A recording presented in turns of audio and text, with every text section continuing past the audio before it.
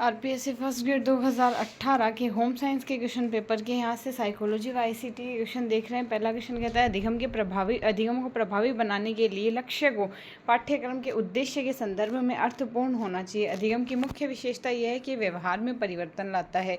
एक प्रभावी शिक्षक वह है जो विद्यार्थियों को अधिगम हेतु अभिप्रेरित कर सकता है।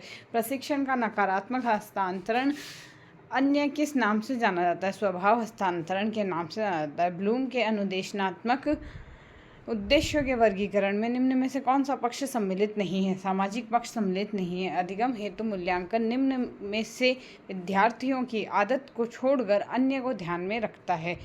एक विद्यार्थी जो परीक्षा में असफल हो जाता है वह परीक्षक को दोष देता है। इस प्रकार की रक्षा युक्ति को प्रक्षेपण कहते हैं। संवेग की प्रकृति के विषय में निम्न में से कौन सा कथन सही है? संवेगों की अभिव्यक्ति को अधिगम द्वारा परिवर्तित किया जा सकता है।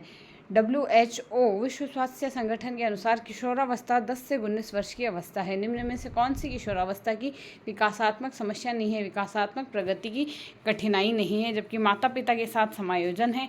मनोदशा मूड की अत्यधिक परिवर्तन है व समुदाय के साथ समायोजन में कठिनाई है। पियाजे द्वारा प्रतिपादित बालक के संज्ञानात्मक विकास के सिद्धांत में से 7 से 12 वर्ष की अवधि को कहा गया है मूर्त संक्रियात्मक अवस्था। किस प्रकार का अनुभव अधिगम के लिए सर्वाधिक प्रभावी है? विलंबित अनुबंधन प्रभावी है। निम्न में से कौन सी क्रिया प्रसूत अनुबंधन की प्रक्रिया से संबंधित नहीं है? अनुकरण नहीं है, जबकि आकृतिकरण, विलोपन व पुनर्बलन संबंधित है। निम्न में से कौन सा उपागम सहकारी अधिगम का समर्थन करता है? निर्मितवादी या निर्माणवादी उपागम। निम्न में से कौन सा कुसमायोजन का सामाजिक कारण नहीं है? समाज में प्रचलित अन्याय नहीं है।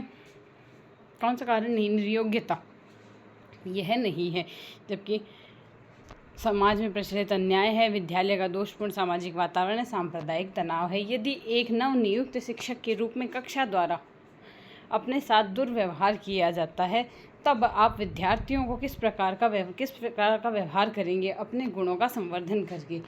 बालकों के व्यक्तित्व में सामंजस्यपूर्ण विकास के लिए अभिभावकों को घर पर अनुकूल वातावरण प्रदान करना। पुस्तक working with the emotional intelligence, संवेगात्मक बुद्धि के साथ कार्य के लेखक है डेनियल गोलमैन। शिक्षण अधिगम सामग्री के चयन का आधार होना चाहिए मनोवैज्ञानिक सिद्धांत। संचार प्रक्रिया में डिकोडिंग, एनकोडिंग, प्रतिपुष्टि तथा अनुक्रिया सम्मिलित रूप से वर्गीकृत किए गए हैं संचार चैनल के रूप में। जनसंचार में चयनात्मक धारणा प्रत्यक्षीकरण प्राप्तकर्ता की ग्रहणशीलता पर निर्भर करती है। निम्न में से कौन सी संप्रेषण विधि सर्वाधिक प्रभावी है? बहुसंचार विधि।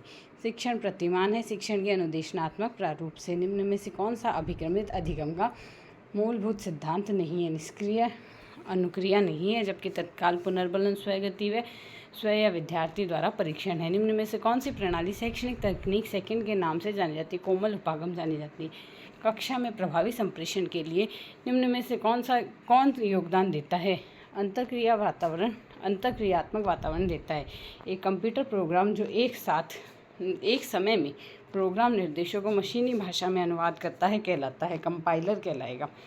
प्रसार शिक्षा की योजना ऐसी होनी चाहिए कि लचीली हो, अनुकूलनीय हो और एक साथ अविरुद्ध हो, कंसिस्टेंट हो, फ्लेक्सिबल, एडेप्टेबल और कंसिस्टेंट हो।